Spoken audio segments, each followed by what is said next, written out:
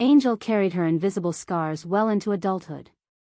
They shaped her choices, her relationships, and the way she saw herself. Yet, as much as the wound defined her, there was a quiet part of her that still longed for peace, a whisper beneath the noise that said, there must be more than this. Her turning point wasn't dramatic. It began on an ordinary Tuesday.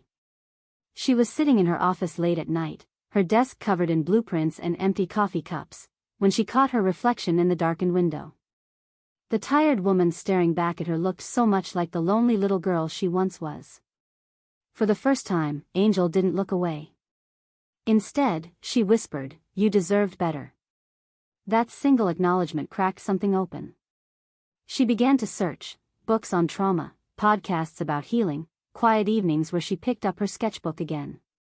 At first, her drawings were still dark, but slowly, bits of color crept back in. A soft blush here, a golden line there. It was as if her soul was learning a new language. Therapy became a lifeline. Sitting across from someone who didn't judge or dismiss her gave Angel permission to tell the story she had buried for decades. She cried, she raged, she shook with fear. But she also laughed, tentatively at first, then freely, as she realized that her pain didn't make her broken. It made her human. The most profound shift came when she began mentoring a young intern at her firm. The girl reminded her of herself at that age, quiet, eager to please, uncertain of her worth. Angel caught herself echoing the harsh voice of Mrs. Thorns in her mind, ready to criticize, but she stopped. Instead, she leaned in with gentleness.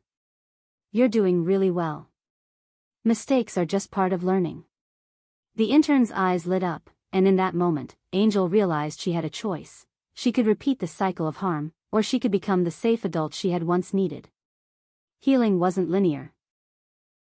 There were nights when nightmares still woke her, and days when she fought the urge to retreat into perfectionism.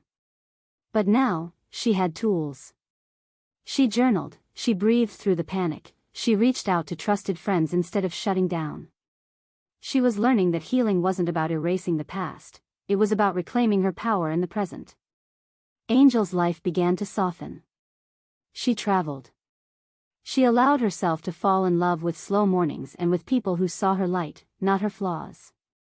And when she walked past a school one afternoon and heard the echo of children's laughter, her heart didn't clench. It swelled. Because she knew, at last, that her story no longer belonged to Mrs. Thorns. It belonged to her.